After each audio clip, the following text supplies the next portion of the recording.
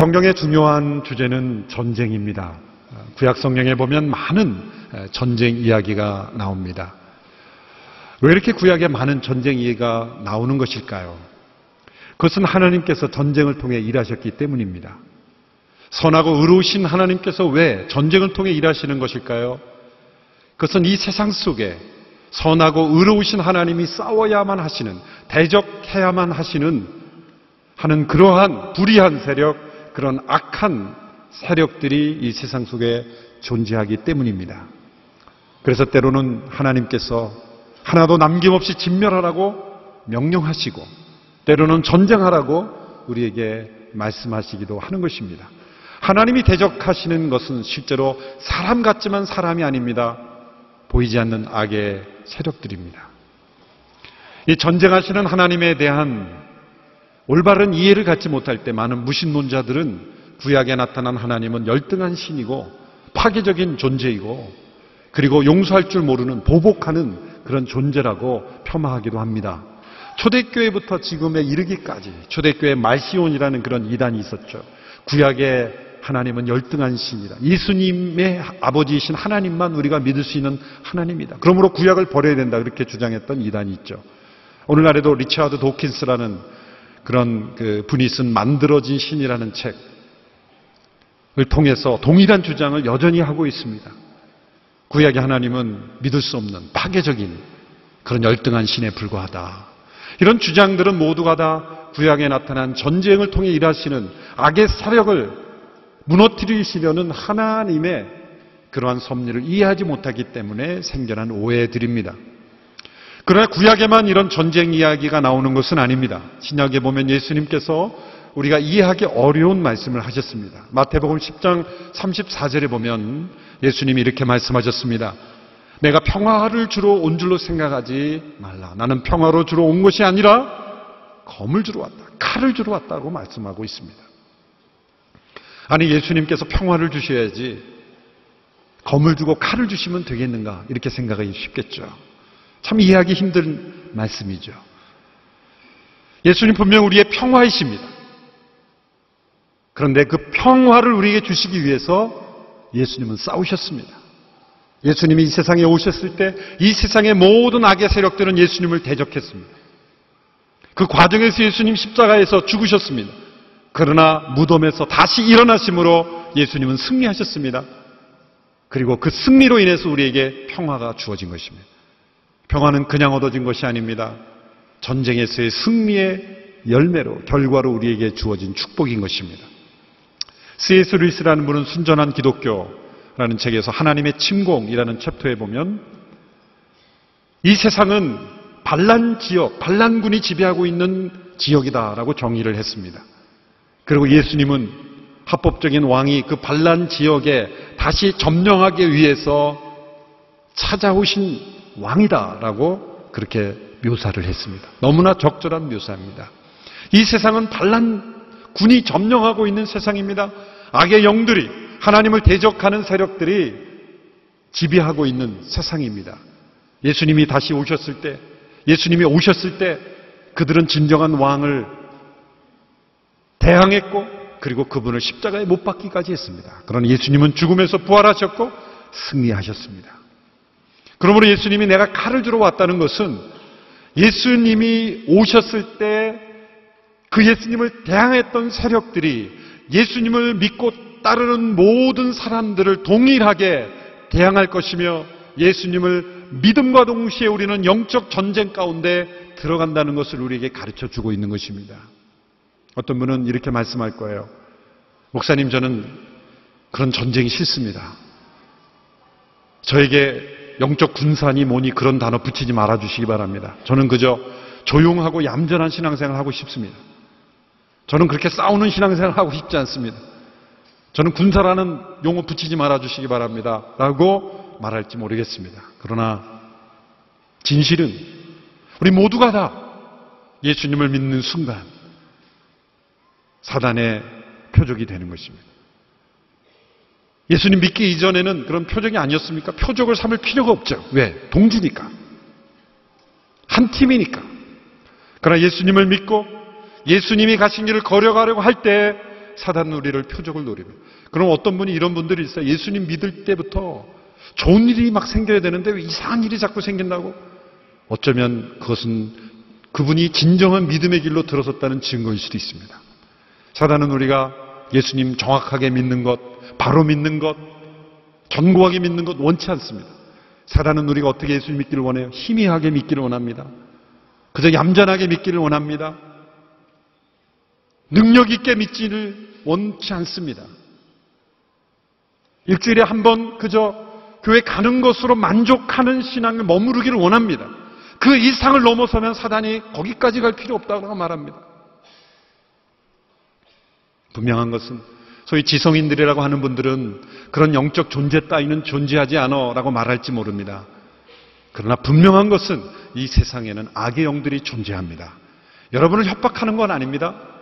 진실입니다. 성경이 증거하고 있는 바고 많은 사람들이 만약에 악의 영들이 없다면 이 세상에 존재하는 수많은 악들은 어떻게 설명할 것입니까? 이해할 수 없는 죽음, 폭력, 살인, 강간, 도둑, 이해할 수 없는 전쟁들, 이 세상을 혼란케 하는 악의 영들이 존재하고 심지어는 그 악의 영들도 체계적인 어떤 조직 속에 움직인다는 거예요. 저는 청소년 때 쉽게 말하면 이 어둠의 영이라는 귀신이라고 말할 수 있겠죠. 귀신에게 매를 맞아본 적이 있어요. 저는 이해할 수 없는 체험이었어요. 방 안에 분명 저 혼자만 있었는데 누가 저를 막 때리는 거예요. 분명 어둠의 영역이었어요. 저는 너무 무서워서 뒤를 쳐다볼 수가 없었어요. 저는 그때 신앙적으로 방황하고 있었습니다. 정신이 번쩍 났어요. 저는 분명한 그런 영의 실체, 때로는 우리 눈에 보이지 않지만 우리 눈으로도 보일 수 있는 그런 영적 세력이 우리를 대항하고 있다는 것, 우리를 무너뜨리고 있다는 것, 우리가 싸우고 있는 적은 어떤 사람이 아닙니다.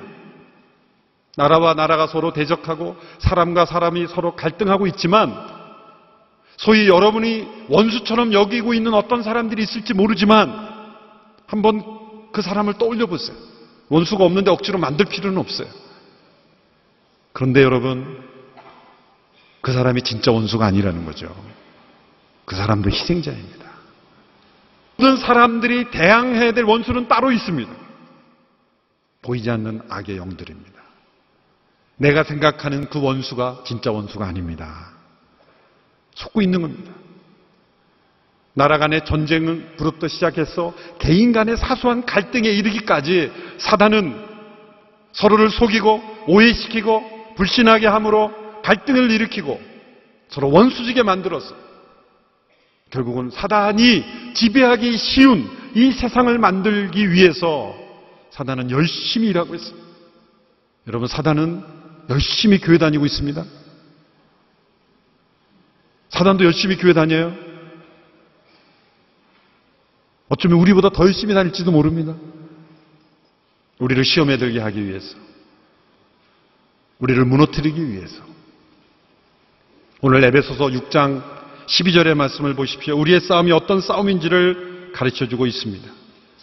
함께 6장 12절의 말씀을 함께 읽어보십시오. 시작. 우리의 싸움은 혈과 육에 대한 것이 아니라 권력들과 권세들과 이 어둠의 세상 주관자들과 하늘에 있는 악한 영들에 대한 것이기 때문입니다. 우리의 싸움은, 인생에 대한 가장 성경적인 정의는 인생이란 영적 전쟁이라는 것입니다. 인생은 영적 전쟁입니다. 인생은 무지개 넘어 장밋빛 환상을 가진 그런 낭만적인 여행이 아니라 태어나서부터 죽을 때까지 끊임없이 싸워야 하는 영적 전쟁입니다. 보이지 않는 악한 영들. 그럼 우리는 속지 마십시오. 어떤 사람이 나와 갈등 관계에 있다 할지라도 그 사람이 나의 원수가 아니라 그 이면에 있는 갈등을 일으키는 악의 영들은 따로 있다는 거죠. 부부 간의 갈등, 어떤 나라와 민족 간의 갈등이든지 간에 모든 종류의 미움, 모든 종류의 갈등, 모든 종류의 분열, 모든 종류의 죄악에는 악의 영들이 숨어 있습니다. 그리고 서로 갈등을 일으키고 빠져버립니다. 서로가 원수인 줄 알고 싸웁니다. 총칼을 들이대고 싸웁니다. 말과 폭력으로 싸웁니다. 우리만 다칠 뿐이에요. 사실은 우리는 원수가 아니에요. 우리가 생각하는 원수는 원수가 아닙니다. 진짜 원수는 악의 영들입니다. 이 싸움을 나는 원치 않습니다 라고 포기하는 순간 우리는 악의 영에 지배받고 사는 거예요. 아무리 선한 지식, 경험, 그리고 이 세상의 기술을 의지하며 산다 할지라도 이 세상의 어둠의 주관자들을 우리는 벗어날 수가 없어요. 우리 개인의 힘으로는 절대 이 싸움을 혼자서는 이길 수가 없습니다. 이미 아담과 하와가 졌거든요. 인간의 지식, 경험, 어떤 과학기술이라 할지라도 아무리 좋은 지능이라 할지라도 사단의 속임수와 거짓에는 우리는 이겨낼 방법이 없어요. 마귀의 괴계라 그랬어요. 끊임없이 속고 속이는 사단의 속임수를 어떻게 우리가 이길 수 있겠습니까? 개인의 능력으로는 이길 수가 없어요. 그러나 이기신 예수 그리스도, 그분을 믿고 그분 안에 있을 때 우리는 이길 수가 있는 거예요. 그리고 우리에게는 승리가 보장되어 있는 것입니다. 승리하기 위해서 싸우는 것이 아니라 이미 우리에게 주어진 승리를 누리기 위해서 싸우는 것입니다. 여러분, 이 영적 전쟁에 우리는 군사로 부르심을 받았어요. 군사가 아니냐가 아니라 패배하는 군사냐 아니면 승리하는 군사냐 둘 중에 하나일 뿐입니다. 여러분, 우리가 마음을 다시 한번 긴장하고 견고하게 우리의 믿음을 세우고 영적 전장의 군사로서 우리가 승리할 수 있게 되기를 바랍니다. 오늘 우리에게 주어진 이 말씀은 우리가 영적 군사로서 어떻게 승리할 수 있느냐, 우리 보장된 승리를 어떻게 체험할 수 있는가를 우리에게 가르쳐 주시는 말씀입니다. 그것은 하나님께서 예비해 주신 전신갑주를 입을 때 우리가 승리할 수 있다고 말씀하고 있는 것이죠. 오늘 본문 14절에서 17절의 말씀에 보십시오. 함께 14절부터 17절의 말씀을 함께 읽겠습니다. 시작. 그러므로 여러분은 굳건히 서서 진리로 허리띠를 띠고 의의 가슴바디를 붙이고 예비한 평화의 복음의 신을 신고 모든 일에 믿음의 방패를 가지고 이것으로 악한 자의 모든 불화살을 소멸시키며 구원의 투구와 성령의 검 곧 하나님의 말씀으로 무장하십시오.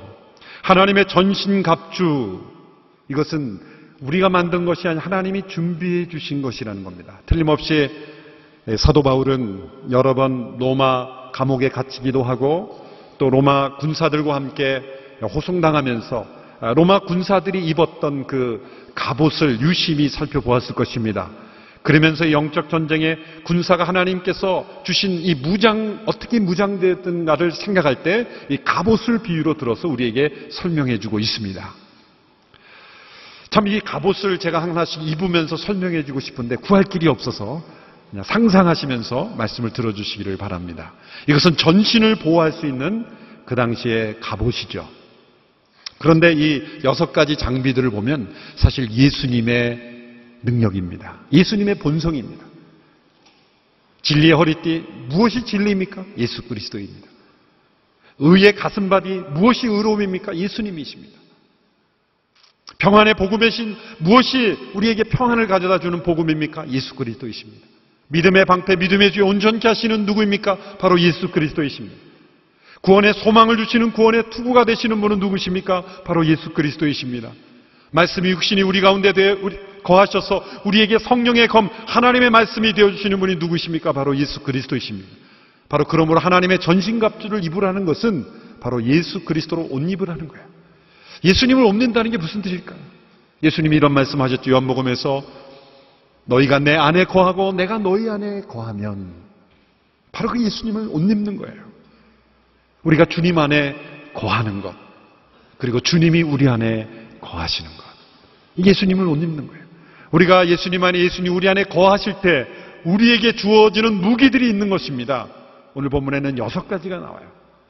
첫째는 진리의 허리띠라고 말했습니다.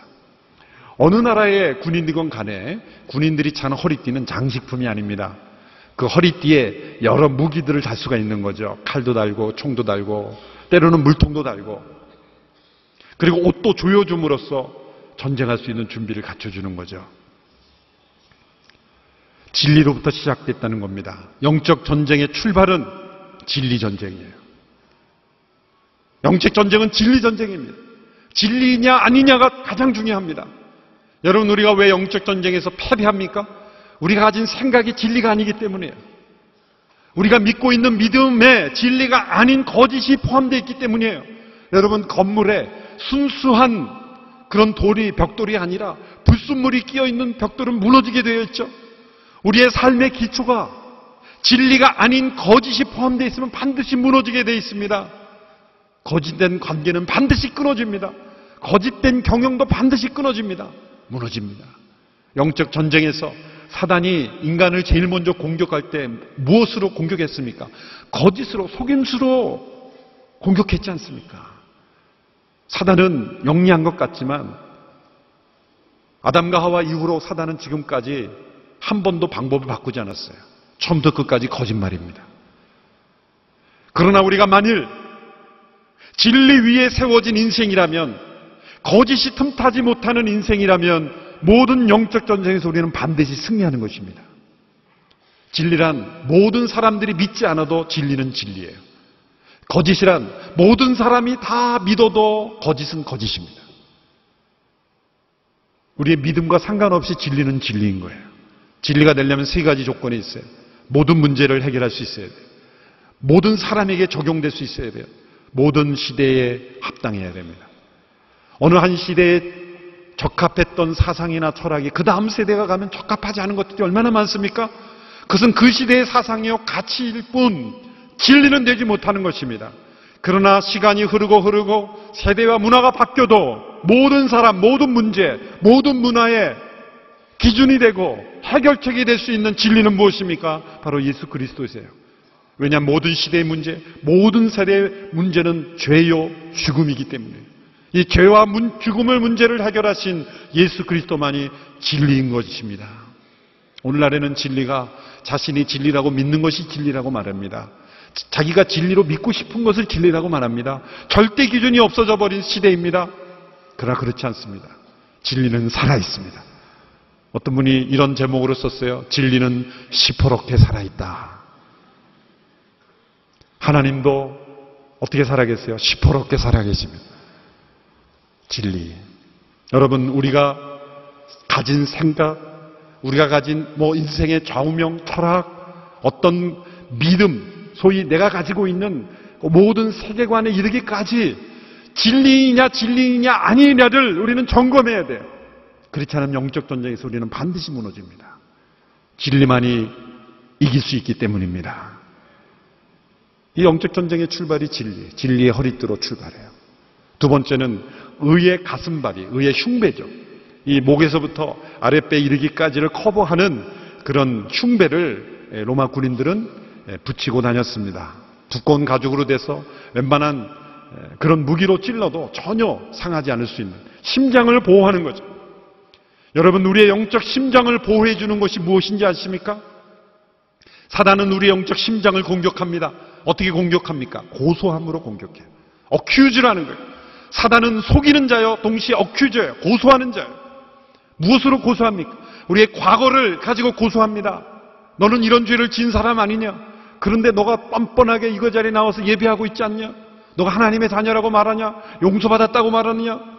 너의 과거를 모든 사람들이 아는데 너는 어떻게 그렇게 뻔뻔스러울 수 있냐? 고소하는 거예요. 그럴 때 우리가 어떻게 이 사단의 고소와 정죄와 죄책감을 이겨낼 수 있겠습니까? 신약 성경에서 가장 많은 고소를 받았던 사람은 사도 바울이에요.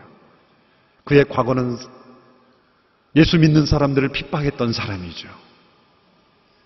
심지어 죽이는 데까지 참여했던 사람입니다. 그런데 어느 날 그가 예수님을 만나고 예수님을 전하는 사람이 되었을 때 그 사도 바울에 의해서 핍박받은 사람들의 가족들이 사도 바울을 볼 때 어떤 생각이 들었겠어요? 저 사람 지금 제정신인가? 사단은 그 가족들을 통해서 바울을 고소했죠. 당신이 어떻게 예수님을 전하는 사람이 될 수 있습니까? 우리가 당신의 과거를 안다 라고 말할 때 사도 바울은 뭐라고 방어했습니까? 나의 나된 것은 하나님의 은혜다. 자신의 의로움으로 방어하는 것이 아니라 나를 값없이 의롭다 하시는 그 예수님의 의로움을 가지고 그는 막아낸 것입니다. 수없이 많은 사람들이 사도 바울을 고소했지만 사실은 사람들이 고소한 것이 아니라 사단이 사도 바울을 고소한 거예요. 그가 삼층천 천국을 경험했을 때 사단은 그의 육체를 괴롭게 함으로 육체의 가시를, 사단의 가시를 그 몸에 넣었어요.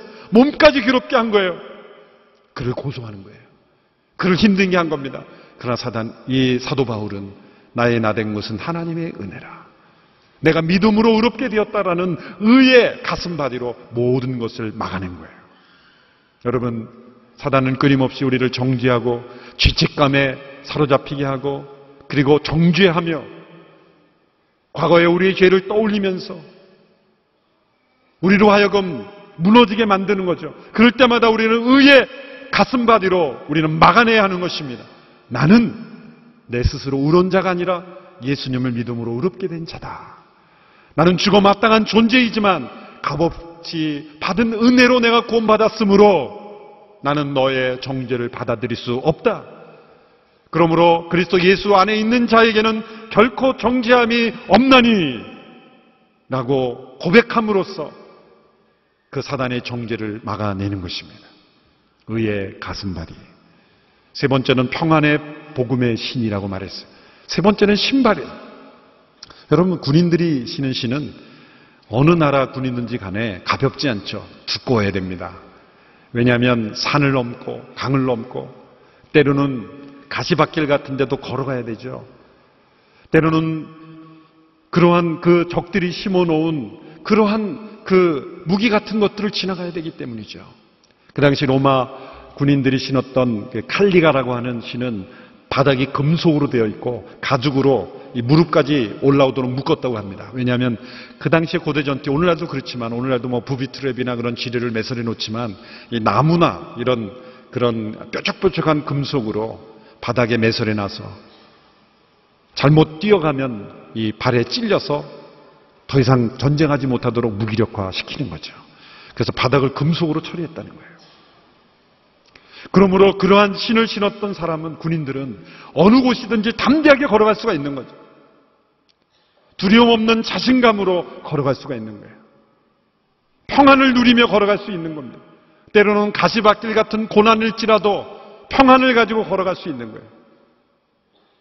어떠한 고난과 어려운 환난 가운데 있을지라도 예수 그리스도를 믿는 복음 안에 있는 사람은 이 평화를 가진 사람으로 살아갈 수가 있는 것입니다. 미국의 D.L. 무디라고 하는 유명한 부흥가의 절친이었고 이 부흥 사역을 섬겼던 호라시아 스파포드라는 그런 분위기인데 시카고의 그 의과대학의 법리학 교수였던 분으로 알려져 있습니다. 1871년에 시카고에 대화재가 났을 때 이분의 거의 모든 재산이 다 잃어버렸어요. 그러나 그 이전에 그의 아들이 사고로 죽었습니다.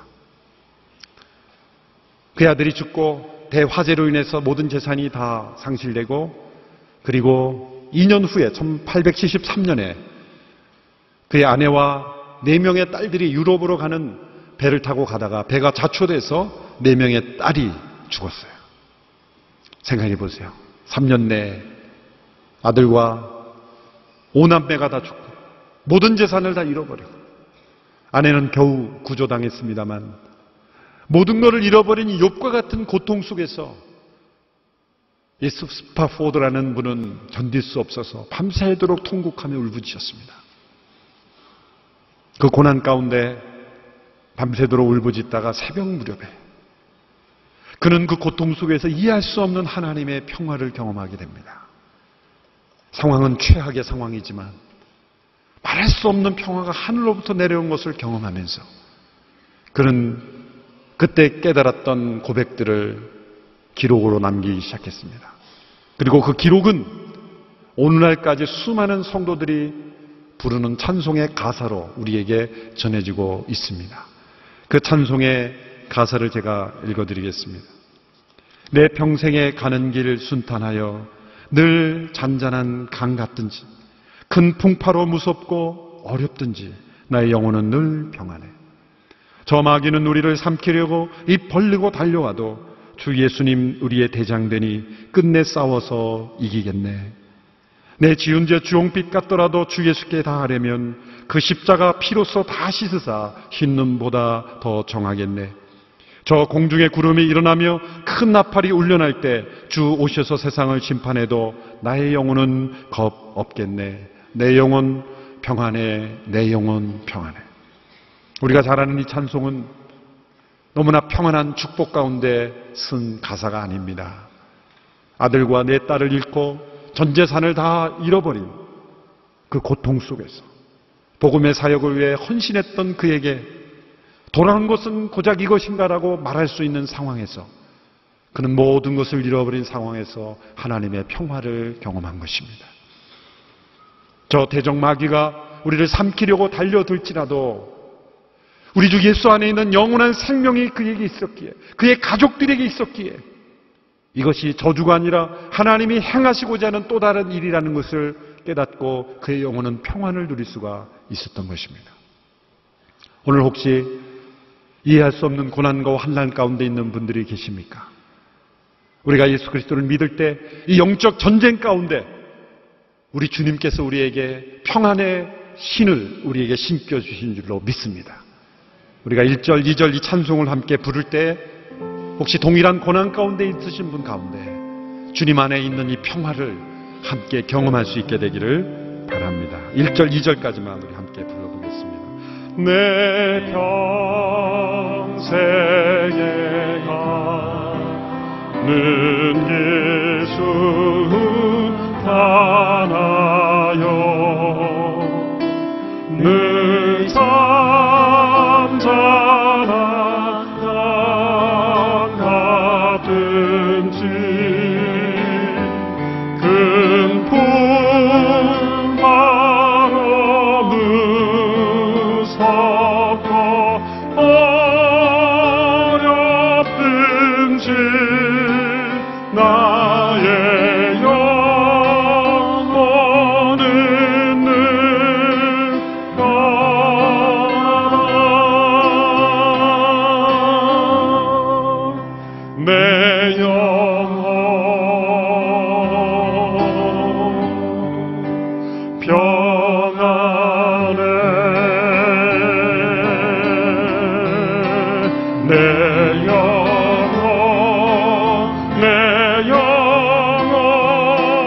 평안해. 저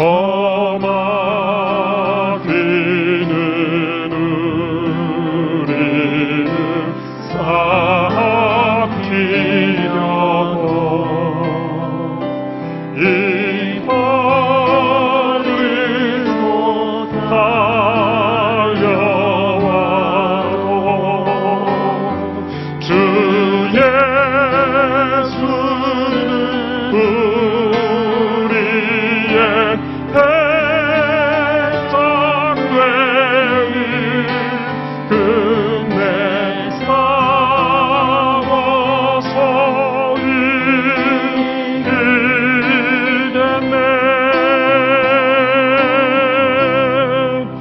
내 영혼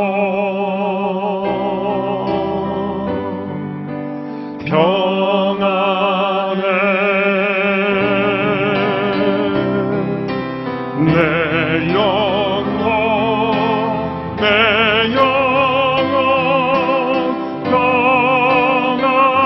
내 영혼 평안해. 내 영혼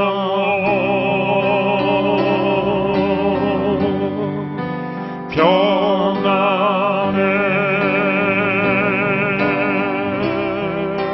내 영혼 평안해. 내 영혼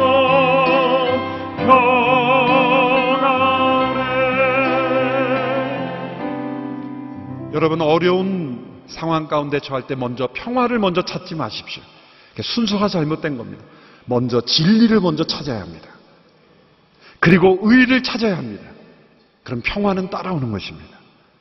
먼저 평화를 찾을 때 평화는 없습니다. 평화는 열매입니다. 영적 전쟁에서 우리가 먼저 진리가 무엇인지를 찾고 이 상황 속에서 하나님이 우리에게 주시는 진리가 무엇인가, 그 진리를 찾으면 평화는 따라올 줄로 믿습니다. 어떠한 상황 가운데서도 우리는 평화를 잃어버리지 않을 수 있는, 사단은 우리를 두렵게 하고 불안하게 하고 그리고 두려움에 사로잡히게 함으로 평화를 가져가 버리는 거예요. 그리고 우리가 판단을 잃어버리게 되는 것입니다. 네 번째, 우리에게 주신 무기는 믿음의 방패입니다. 무엇을 믿고 방패를 사용하는 것입니까? 앞서 말한 세 가지입니다. 예수님 우리의 진리가 되시고 우리의 의로움이 되시고 우리의 평화가 되신다는 것을 믿고 그것을 믿음으로 방패로 삼는다는 거죠. 로마 군인들이 사용한 방패는 두 가지가 있으며 손목에 차서 쓰는 방패도 있지만, 글래디에이터나 그런 영화에 보면 손목에 사용하는 그런 방패도 있지만 대문만한 큰 방패가 있습니다. 그 방패는 그 당시에 전쟁을 할 때 화살의 촉에, 화살 촉에 불을 붙여서 쏘는 그런 불화살을 많이 쐈기 때문에 그 불화살을 막기 위해서는 큰 방패가 필요했던 거죠. 자기만이 아니라 또 함께 있는 군사들도 숨을 수 있는, 그리고 그 방패들을 연결하면 그 주변에 많은 군사들이 보호를 받을 수 있는 그런 방패라는 것입니다. 사단은 끊임없이 우리에게 불화살을 쏘고 있습니다. 의심의 불화살 쏩니다. 하나님은 과연 살아계신가? 나는 믿을 수 없다. 의심의 불화살을 쏩니다. 질투의 불화살을 쏩니다. 정욕의 불화살을 쏩니다. 미움의 불화살을 쏩니다. 이런 모든 불화살을 쏠 때마다 우리는 무엇으로 막아낼 수 있습니까? 진리의 허리띠로, 그리고 의의 흉배로, 그리고 평안의 복음의 신을 신었다는 것, 그것을 믿음으로 우리가 막아내야 하는 것입니다. 믿음의 방패를 가지면 나만 보호받는 것이 아니라 우리 가정도 그 방패로 인해서 보호받을 수 있는 거예요. 그리고 우리 공동체가 함께 보호받을 수가 있습니다. 여러분의 기업이 보호받을 수가 있는 거예요.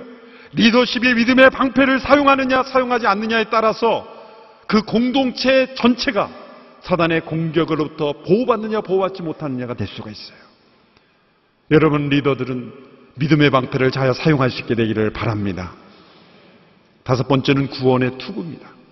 머리에 쓰는 투구를 보면서 소망을 생각한 거예요. 이거는 현재나 과거의 구원이 아니라 과거에 용서받은 죄의 구원, 혹은 현재 우리가 이루어야 될 구원이 아니라 미래에 우리가 받게 될 구원을 의미하는 거예요. 예수님이 확실히 다시 오실 거며 우리는 예수님처럼 온전히 변화될 것이라는 그런 구원에 대한 소망, 이 소망을 써야 된다는 거예요. 마지막으로 여섯 번째는 성령의 검, 곧 하나님의 말씀을 가지라는 거죠. 하나님의 말씀이 우리에게 칼과 같은 무기라는 거죠. 긴 칼이 아니라 그 당시 로마 군병들이 썼던 검은 단검입니다. 40cm 미만의 그런 단검, 근거리 전투에서 싸움에서 쓰는 거죠. 왜 이것을 작은 검으로 묘사했을까요? 긴 칼로 묘사하지 않고, 그것은 우리의 삶 속에서 순간순간 닥쳐오는 공격에 대해서 우리가 대응하기 위해서는 하나님의 말씀이 우리의 마음의 칼집에 꽂혀 있어야 된다는 거예요.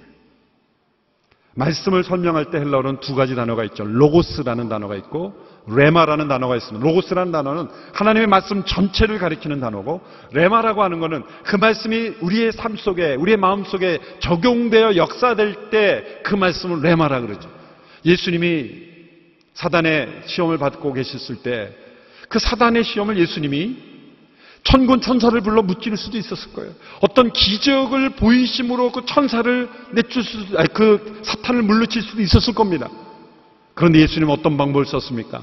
성령의 검 하나님의 말씀으로 사탄을 물리치셨어요. 왜 그러셨을까요? 만일 예수님께서 우리가 일으킬 수 없는 기적을 보이시면서 물리쳤다면 우리는 좌절할 겁니다.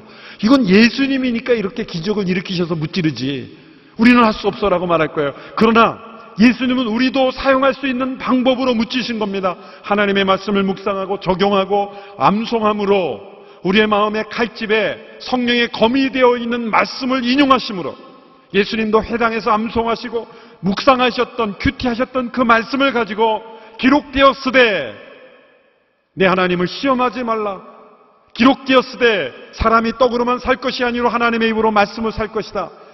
하나님의 말씀을 성령의 검으로 이용하심으로써, 물리침으로써 우리도 동일한 시험과 사단의 공격에 말씀으로 이길 수 있다는 걸 우리에게 가르쳐 주시기 위해서 예수님께서 그렇게 이기신 겁니다. 그러므로 우리에게 성령의 검, 하나님의 말씀이 우리의 칼집에 많이 꽂혀 있어야 돼요. 꽂혀 있어야 돼요. 근데 어떤 분을 보면 하나도 없어요. 결정적인 순간에 찔러야 되는데 찌를 무기가 없는 거예요. 뭐 맞기까지는 해요.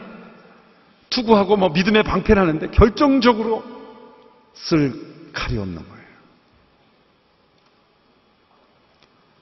물론 성경에 다 있죠. 성경에. 그렇죠. 성경에 다 있지만, 로고스의 말씀이 있지만, 레마로서 내 마음속에 마음의 칼집에 저장된 칼이 있어야 되는 거예요. 그 말씀이 있어야 되는 거예요. 그래서 우리는 큐티해야 되고 성경을 암송해야 되고 묵상해야 되는 거예요. 우리가 시험 당할 때 갑자기 떠오르는 하나님의 말씀이 있습니다. 그 말씀을 주장하고 사단을 대항하면 사단은 떠나갑니다. 어떤 분은 이렇게 말할 거예요. 성경에 다 있는데 꼭 무지 암송하고 묵상할 필요 있습니까? 있죠. 근데 여러분 시험 보실 때 그런 경우 있잖아요. 그 교수님이나 선생님이 오픈북으로 시험 볼 때도 좋아하죠. 그런데 오픈북을 했는데도 빵점 맞는 학생이 있거든요. 어디에 뭐가 있는지를 알아야 오픈북이 효과가 있는 거지. 뭐가 있는지 모르고 시험 때 볼 수 있다 그래서 어디가 뭔지 알아야죠. 그렇죠. 저희 신학교 때도 오픈북을 해주는 교수님이 있었는데 소용이 없어요.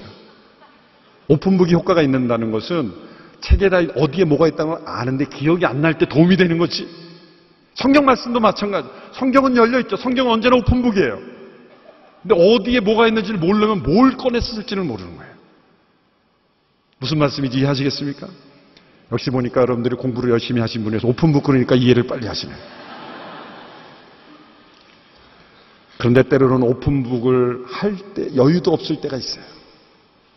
그럴 때는 찾아보고 대하는 것이 아니라 바로 우리의 칼집에서 꺼내서 써야 될 무기가 있어야 하는 것입니다. 그래서 암송을 많이 해야 돼요. 묵상을 많이 해야 돼요. 내 삶 속에 적용되는 하나님의 말씀이 있을 때 우리는 능력이 역사할 줄로 믿습니다. 어떤 경우에는 칼집에서 칼을 딱 뽑았는데 너무 오래 안 뽑아가지고 뽑히지가 않는 거예요. 겨우 뽑았는데 다 녹슬어가지고 못 쓰는 거예요. 그런 말씀이 되지 않게 되기를 축원합니다. 살아있는 말씀으로 성령의 검으로 우리가 대적들을 무너뜨릴 수 있게 되기를 바랍니다. 근데 6가지 장비를 다 열거하고 나서 사실은 사도 바울이 가장 중요한 장비라고 말하기 어려운, 사실은 장비라고 말하기 어려운, 그러나 우리에게 가장 중요한 무기가 하나 있습니다. 그것은 바로 기도입니다. 기도. 기도는 뭘까요? 전쟁에 있어서 제일 중요한 것은 보급이에요. 지원이에요. 군사들이 열심히 싸우다가 때로는 먹을 것이 부족합니다. 때로는 탄환이 부족합니다. 때로는 연료가 부족합니다. 때로는 병사가 부족해요. 그럴 때는 무전기를 치는 거죠. 무전을 치는 거죠. 여기에 지원해다. 여기에 공군으로 폭격해달라. 여기에 병력을 더 보내달라. 여기에 연료를 보내달라. 만일 그 지원이 끊기면 전쟁은 이길 수가 없어요. 많은 전쟁 역사에 보면은 이 지원이 되지 않아서 이길 수 있는 전쟁인데 진 전쟁이 많습니다. 기도는 뭡니까? 하늘의 병력들을 우리가 요청하는 거예요. 하늘의 능력을 공급받는 거예요. 때로는 우리가 믿음의 방패를 쓰지만 그 믿음의 방패가 이제 하도 불화살에 맞아서 다 타서 소멸될 수도 있어요. 구원의 투구가 다 망가질 수도 있어요. 때로는 확실히 믿었는데 믿음의 구원의 확신이 흔들릴 때도 있어요. 믿음이 흔들릴 때도 있습니다. 때로는 진리냐 무엇이 진리냐 혼동이 될 수도 있어요. 그때 어떻게 해야 됩니까? 하나님께 기도해야 되는 거죠. 하나님, 진리 어릴 때를 공급해 주십시오. 하나님, 구원의 투구를 새로 만들어 주십시오. 하나님, 믿음의 방패를 견고하게 해 주십시오. 기도할 때 하나님이 공급해 주시는 거예요. 그래서 18절에서 20절에서 기도를 강조하고 있습니다. 우리 같이 한번 읽어볼까요? 18절에서 20절 시작. 모든 기도와 간구로 항상 성령 안에서 기도하고 이를 위해 늘 깨어서 모든 일에 인내하며 성도를 위해 간구하십시오. 또 나를 위해 구하기를 내게 말씀을 주셔서 입을 열어 복음의 비밀을 담대하게 알릴 수 있게 해달라고 기도해 주십시오. 내가 이것을 위해 사슬에 매인 사신이 됐습니다. 그러므로 내가 복음 안에서 마땅히 해야 할 말을 담대하게 말할 수 있도록 기도해 주십시오. 사도 바울이 기도해 주십시오, 기도해 주십시오, 기도해 주십시오 간구하는 이유가 무엇입니까? 그는 기도의 능력을 알기 때문입니다. 여러분, 기도의 능력을 믿으십니까? 그러면 기도하십시오. 기도할 때 이 하나님의 전신갑주가 날마다 우리에게 새롭게 공급될 줄로 믿습니다. 또 영적 전쟁 가운데 있는 성도들에게 이 하나님의 능력이, 전신갑주가 공급될 줄로 믿습니다. 우리 선교사님들에게 이 하나님의 능력이 공급될 줄로 믿습니다. 중보기도는 확실히 능력이 있습니다. 우리가 쓸 수 있는 가장 강력한 무기는 그 영혼을 위해, 그 상황을 위해서 기도하는 것입니다. 그러므로 우리가 매일 아침에 일어날 때마다 우리는 영적 전쟁을 준비해야 합니다. 어떻게 준비해야 합니까? 머리를 만지면서, 머리를 말리면서, 머리를 손을 잡고 이렇게 생각하십시오. 하나님, 오늘도 구원의 투구를 나에게 온전히 쓰여 주십시오. 구원의 소망을 가지고 오늘도 시작하기를 원합니다. 우도를 입으면서 하나님, 내가 의의 가슴바디로 사단의 모든 정죄와 죄책감을 그리스도의 의로움으로 물리치고 승리케 하여 주시옵소서. 허리띠를 차면서 하나님, 나의 모든 생각과 가치관과 모든 세계관이 진리 위에 서 있게 하여 주시옵소서. 신을 신으면서 오늘도 어떠한 상황 속에서 흔들리지 않는 발걸음으로, 군사의 발걸음으로 승리하며 살아가는 발걸음이 되게 하여 주시고, 모든 고난 속에서도 평화를 잃지 않는 발걸음이 되게 하여 주시옵소서. 가방을 잡고 방패를 생각하십시오. 하나님, 오늘도 어떠한 상황 속에서도 사단의 모든 공격과 화살들을 이 믿음의 방패로 막아내는 승리를 살게 하여 주시옵소서. 그리고 그날 큐티 말씀으로 오늘도 이 말씀으로 승리하는, 말씀의 검으로 승리하는 하루가 되게 하여 주시옵소서. 이렇게 하루를 시작한다면 우리가 영적 전쟁에서도 승리할 수 있지 않을까 생각합니다. 하루를 돌아보며 우리는 그날 있었던 영적 전쟁을 되돌아보며 일기를 기록한다면 어떤 일기가 되어야 될까요? 저는 이런 일기가 되지 않게 되기를 바랍니다. 몇 월 며칠 아침에 출근하자마자 바로 적군에게 포로가 되어 항복해서 하루 종일 적군 텐트에서 지냄, 몇 월 며칠 적군과 교전하던 중 총격이 무서워서 도망가, 이러한 기록이 되지 않게 되기를 바랍니다. 이런 승리의 기록이 되어야 되지 않을까라고 제가 상상해서 한번 써봤습니다. 하루를 마치고 기록을 할 때, 하나님, 오늘도 선한 싸움, 영적 전쟁을 힘껏 싸웠습니다. 저는 아무런 힘과 능력이 없었지만 하나님이 공급해 주신 신형 무기를 가지고 오늘도 승리했습니다. 특별히 오늘 새벽에 새롭게 공급해 주신 말씀의 검이 아주 효과적이었습니다. 내일은 어떤 말씀의 검을 공급해 주실지 기대가 됩니다. 오늘 신고 나간 군화는 산 넘고 물을 건너 싸우러 다니느라 다 젖어버렸습니다. 방패는 적들이 쏘아댄 불화살을 막아내느라 이렇게 거의 못 쓰게 되었습니다. 이 밤에 제가 자는 동안 천국의 무기고를 활짝 여서서 내일 아침 싸우러 나가는데 차질이 없도록 공급해 주실 줄로 믿습니다.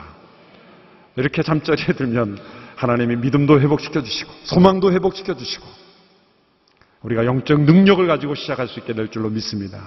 일주일에 한번 우리가 함께 예배 드릴 때 말씀의 검을 우리의 마음에 준비하고 나가는 것입니다. 믿음의 방패를 쥐고 나가는 것입니다. 구원의 소망의 투구를 다시 쓰고 나가는 것입니다. 진리 허리띠로 다시 조이고 나가는 것입니다. 예배를 마치고 나갈 때 우리 모두가 완전 무장한 하나님의 영적 군사로 저벅저벅 걸어나가는 그런 군사들이 다 될 수 있게 되기를 주님의 이름으로 축원합니다. 기도하겠습니다. 하나님 아버지, 우리가 승리할 수 있는 길을 허락하심을 감사합니다. 승리할 수 있는 무기들을 허락하심을 감사합니다. 우리 혼자서는 이길 수 없는 이 전쟁이지만 우리 주님의 능력으로 우리가 이길 수 있음을 감사합니다. 영적 전쟁에서 승리한 우리 모두가 되게 하여 주시옵소서. 예수님의 이름으로 기도합나이다. 아멘.